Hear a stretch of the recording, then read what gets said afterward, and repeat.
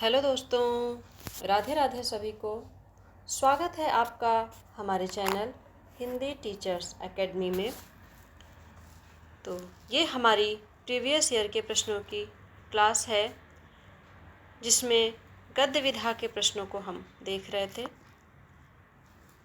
गद्य का आरंभ हमने देखा और कुछ नाटक से प्रश्न देखे थे, और हमें आज भी नाटक से ही कुछ पूछे गए प्रश्नों को हम देखेंगे। ठीक, तो चलिए शुरू करते हैं। पहला प्रश्न है, जानकी मंगल नाटक में अभिनय किया था किसने? भारतेंदु जी ने। सैरंध्री, सैरंध्री के रचनाकार कौन हैं? तो सैरंध्री के रचनाकार हैं मैथिली शरण गुप्त। कलि कौतुक रूपक के रचयिता कौन है? प्रताप नारायण मिश्र। गौतम बुद्ध के आख्यान पर आधारित नाटक कौन सा है? तो गौतम बुद्ध के आख्यान पर आधारित नाटक है लहरों के राजहंस। 1963 में आता है लहरों के राजहंस। मोहन राकेश का नाटक है, गौतम बुद्ध के आख्यान पर आधारित है। आगे है, अग्निलेख काव्य नाटक कृति के रचनाकार कौन है? अग्निलेख जो गीति नाट्य है, इसके रचनाकार हैं भारत भूषण अग्रवाल। आठवां सर्ग ये किस विधा की पुस्तक है? तो जो आठवां सर्ग है सुरेंद्र वर्मा का, ये नाटक है। आगे है, सर्वाधिक ऐतिहासिक नाटक किसने लिखे हैं? तो सर्वाधिक ऐतिहासिक नाटक प्रसाद जी ने लिखे हैं। आषाढ़ का एक दिन इस नाटक के रचयिता कौन है? तो मोहन राकेश हैं। भारतेंदु युगीन नाटकों का सही कालक्रम क्या है?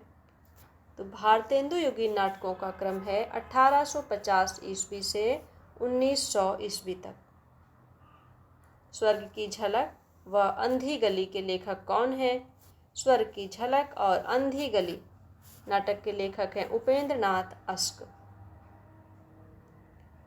जैसे को तैसा नाटक के रचनाकार कौन हैं? जैसे को तैसा ये नाटक लिखा गोपाल राम गहमरी ने। आगे है, प्रसादोत्तर नाटक कौन कौन से हैं? तो प्रसादोत्तर नाटक हैं तीसरा हाथी, बिन बाती के दीप और सेतुबंध। तीसरा हाथी रमेश बख्शी का, बिन बाती के दीप शंकर शेष का और सेतुबंध सुरेंद्र वर्मा का। आगे है, भारतेंदु हरिश्चंद्र कृत रचना नहीं है। तो भारतेंदु हरिश्चंद्र की रचना कौन सी नहीं है? प्रेम मोहिनी। सुमेलित करना है नाटक और नाटककारों को। करबला किसका है? अज्ञातवास किसका है? कामना नाटक किसका है? और वरमाला नाटक किसका है? तो करबला है प्रेमचंद का, अज्ञातवास द्वारिका प्रसाद मिश्र का, कामना है जयशंकर प्रसाद का और वरमाला है गोविंद वल्लभ पंत का। मोहन राकेश के अपूर्ण नाटक पैरों तले की जमीन, इसको किसने पूरा किया? इसको पूरा किया कमलेश्वर ने। पैरों तले की जमीन नाटक मोहन राकेश का अपूर्ण नाटक है और इसे पूर्ण किया कमलेश्वर ने। वह एकांकीकार जिसने अतीत गौरव को प्रस्तुत करते हुए राष्ट्रीयता और देश प्रेम की भावना जगाने का प्रयास किया। किसने? रामकुमार वर्मा ने। स्कंदगुप्त में धातुसेन पर अनंत देवी के क्रुद्ध होने का कारण है। क्या कारण है? धातुसेन द्वारा राज परिवार में षड्यंत्र का संकेत। अगला है, आधे अधूरे में सावित्री के व्यक्तित्व की सार्थक समीक्षा कौन करता है? तो जुनेजा करता है। जयशंकर प्रसाद के अनुसार स्कंदगुप्त में कल्पित पात्र कौन है? कल्पित पात्र है प्रपंच बुद्धि। अंधा युग में प्रतिहिंसा का प्रतीक पात्र कौन है? तो अंधा युग में प्रतिहिंसा का प्रतीक पात्र है अश्वत्थामा। अगला है, अंधा युग में कृष्ण को प्रभु नहीं वंचक किसने कहा? तो कृष्ण को प्रभु नहीं वंचक कहा गांधारी ने। मिट्टी के लौंदे, सब के सब मिट्टी के लौंदे, आधे अधूरे नाटक में यह कथन किसका है? तो यह कथन है छोटी लड़की का। स्कंदगुप्त में कवि कालिदास का नाम क्या है? तो स्कंदगुप्त में कवि कालिदास का नाम है मातृगुप्त। वह गद्यकार जो भारतेंदु युग का नहीं है कौन है? जगदीश चंद्र माथुर। ये भारतेंदु युग के नहीं है। भोर का तारा एकांकी की पात्र छाया के अनुसार प्रत्येक पुरुष के लिए स्त्री क्या है? तो भोर का तारा जो माथुर का एकांकी है उसकी पात्र कौन है? छाया। उसके अनुसार प्रत्येक पुरुष के लिए स्त्री है कविता।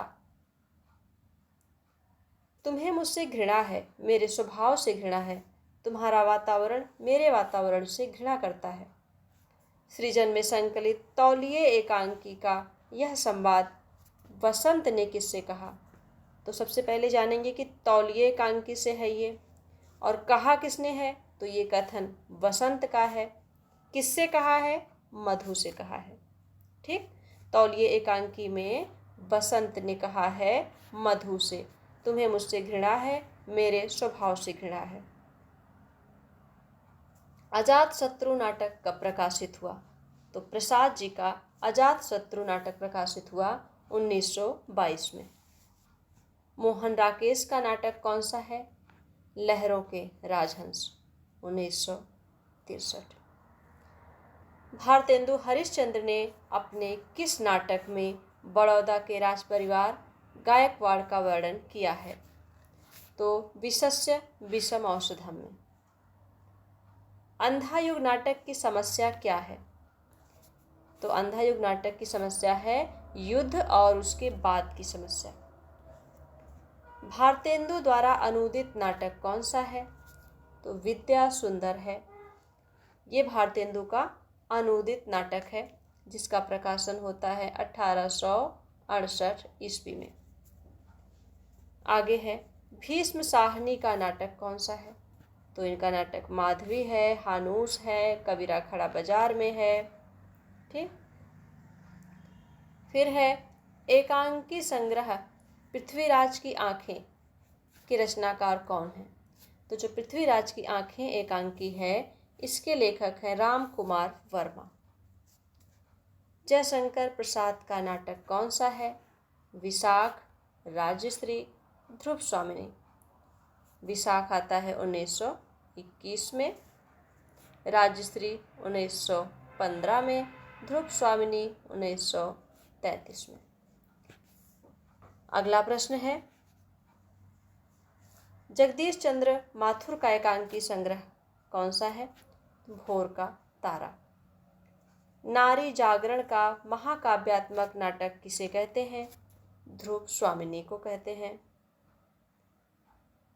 आगे है, प्रकाशन वर्ष की दृष्टि से भारतेंदु हरिश्चंद्र की रचनाओं का सही कालक्रम क्या है? भारतेंदु की रचनाओं का कालक्रम बताना है। तो पहले आ जाती है वैदिकी हिंसा हिंसा न भवति, ये आ जाती है 1873 में नाटक प्रकाशित होता है। फिर चंद्रावली, चंद्रावली है 1876 में, भारत दुर्दशा 1880 में और नील देवी 1881 में। ठीक, तो ये इनका क्रम हो गया। फिर सुमेलित करना है नाट्यकृति और रचनाकार। एक और द्रोणाचार्य, देवयानी 8वां सर्ग बकरी। एक और द्रोणाचार्य शंकर शेष का, देवयानी रमेश बख्शी का, 8वां सर्ग सुरेंद्र वर्मा का और बकरी सक्सेना का।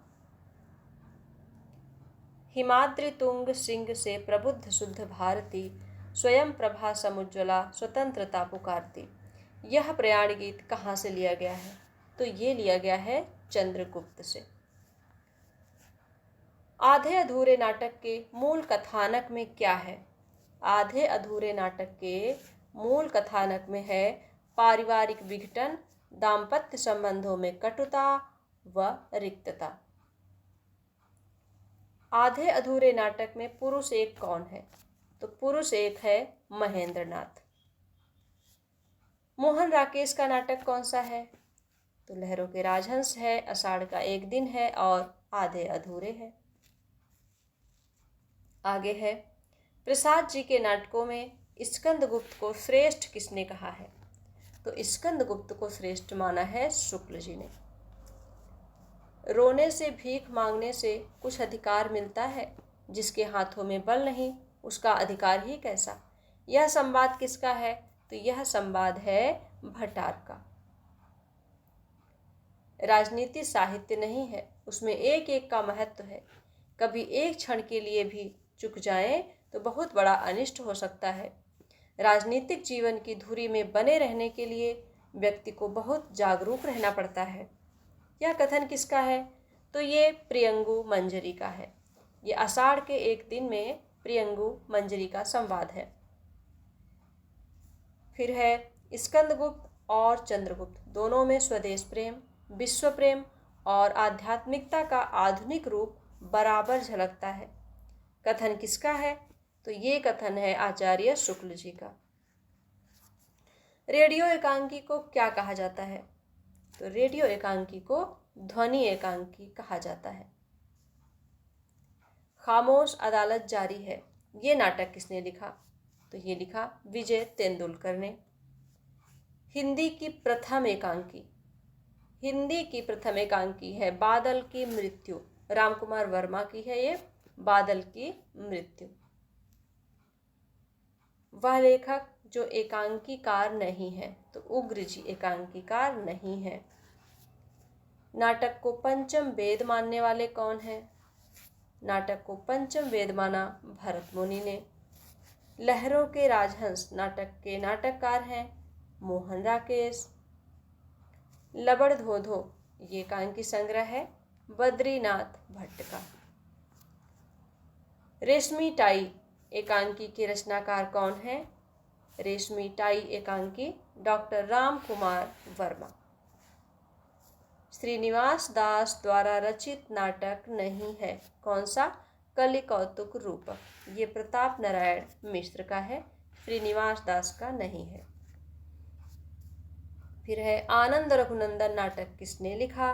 तो आनंद रघुनंदन नाटक लिखा महाराजा विश्वनाथ सिंह ने।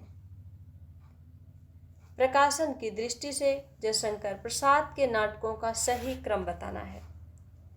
तो राजश्री, स्कंदगुप्त, चंद्रगुप्त और ध्रुवस्वामिनी। राजश्री आता है नाटक इनका 1915 में, स्कंदगुप्त 1928 में, चंद्रगुप्त आता है 1931 में और ध्रुवस्वामिनी 1933 में। फिर पूछा है मोहन राकेश के नाटक कौन कौन से हैं? तो मोहन राकेश के हैं लहरों के राजहंस, आधे अधूरे, आषाढ़ का एक दिन।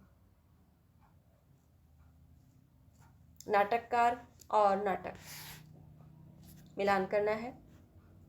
वरमाला, सिंदूर की होली, स्कंदगुप्त, उत्सर्ग। तो वरमाला किसका है? गोविंद बल्लभ पंत का। सिंदूर की होली लक्ष्मी नारायण मिश्र का।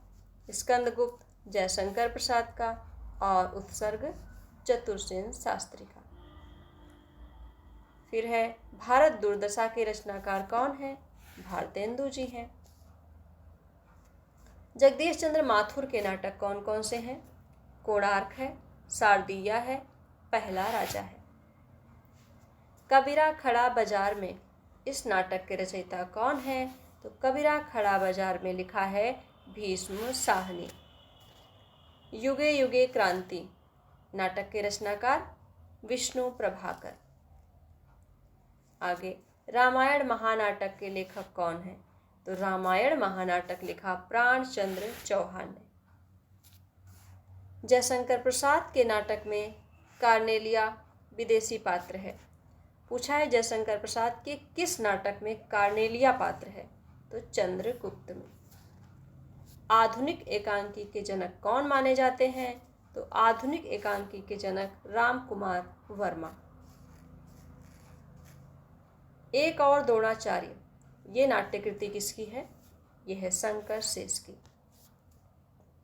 स्कंदगुप्त नाटक में विदूषक का नाम क्या है? स्कंदगुप्त नाटक में विदूषक है मुदगल। आहा, यदि आज राजाधिराज कहकर युवराज पुरगुप्त का अभिनंदन कर सकती। यह कथन किसने कहा? तो यह कथन कहा स्कंदगुप्त में विजया ने भट्टार्क से। स्कंदगुप्त नाटक में क्रांति उपस्थित है, यह चेतावनी किसने दी? तो ये कहा अनंत देवी ने। संजय से सुनते सुनते युद्ध कथा, हो गई सुबह पाकर यह गहन व्यथा। गांधारी पत्थर थी, उस स्त्री हत मुख पर जीवित मानव सा कोई चिन्ह न था। अंधा युग के निम्न कथा गायन का शीर्षक क्या है? तो ये कथा गायन अश्वत्थामा का अर्ध सत्य से लिया गया है। तुम पशु हो, तुम पशु हो, तुम पशु हो, यह कथन किसने कहा?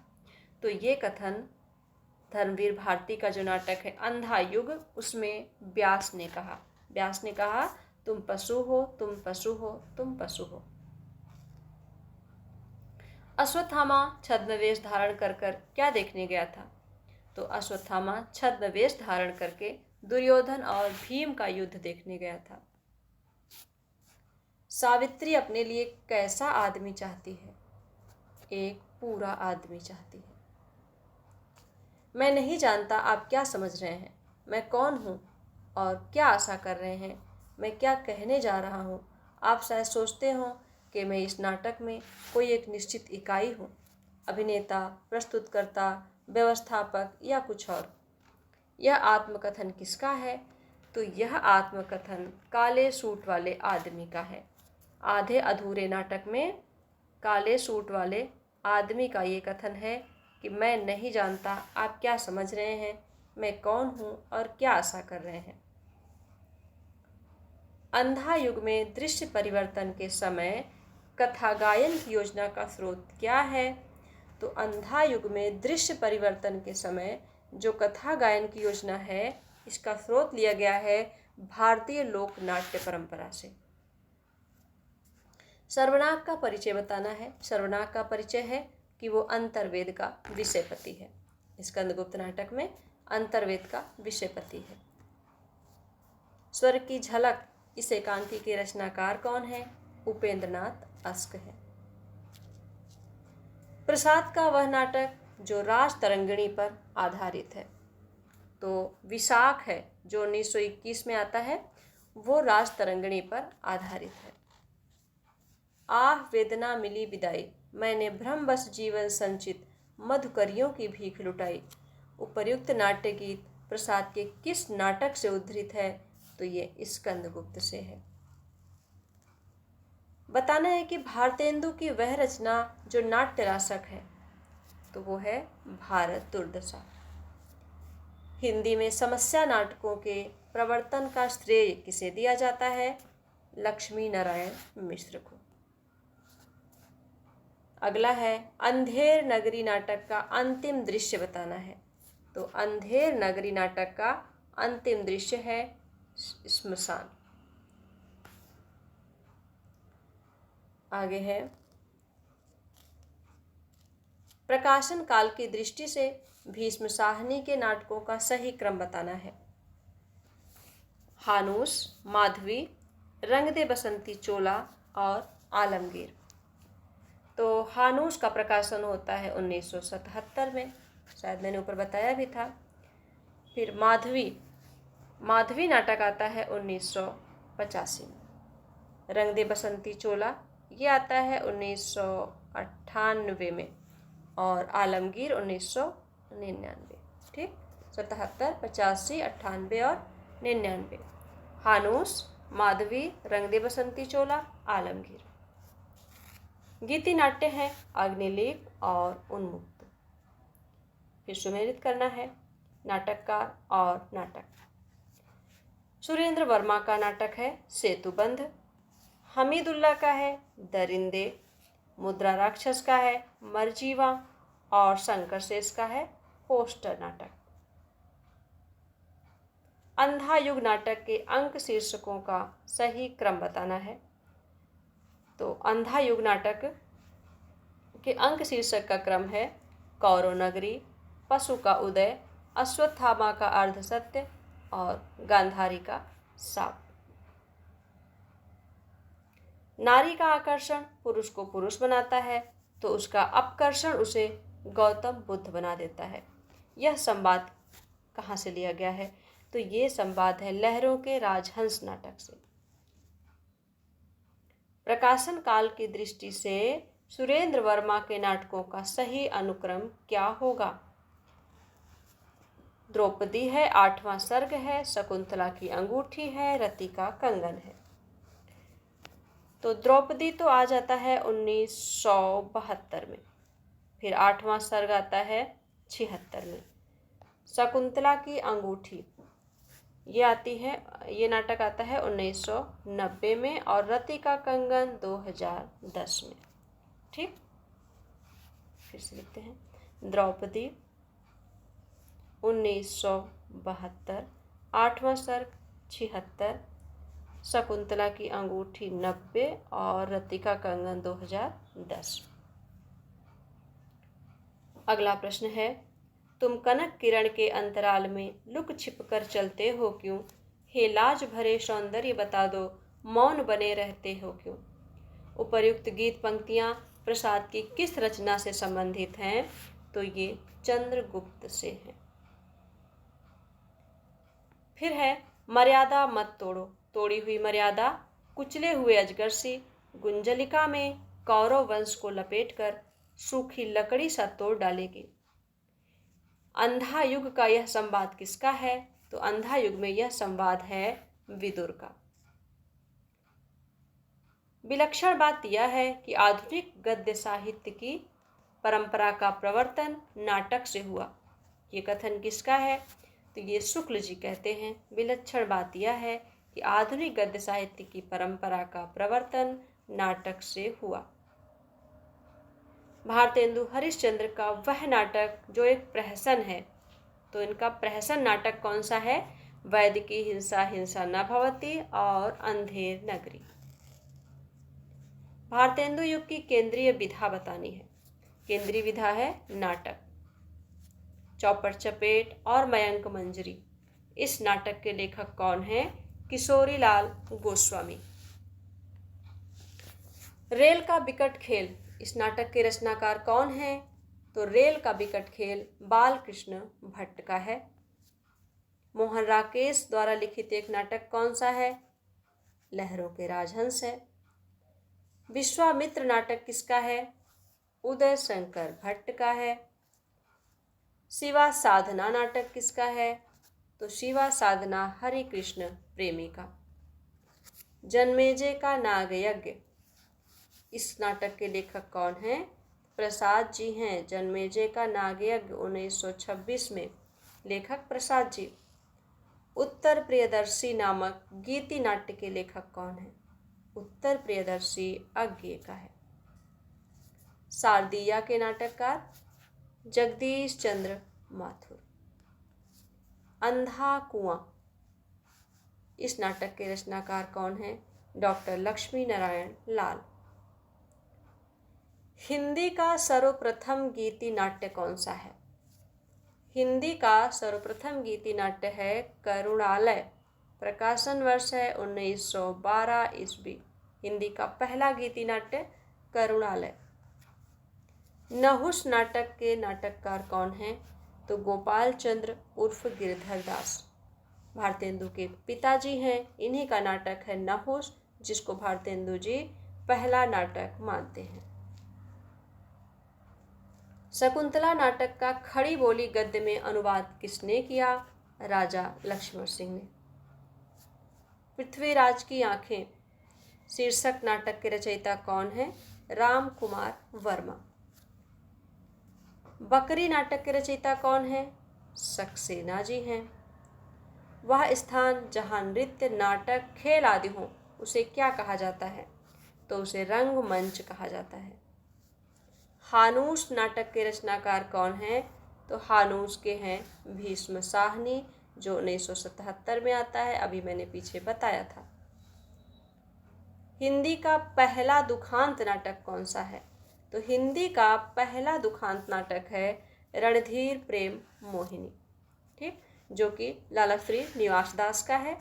ये हिंदी का पहला दुखांत नाटक है। नाटक में कितने रसों का परिपाक माना जाता है? 8 रसों का।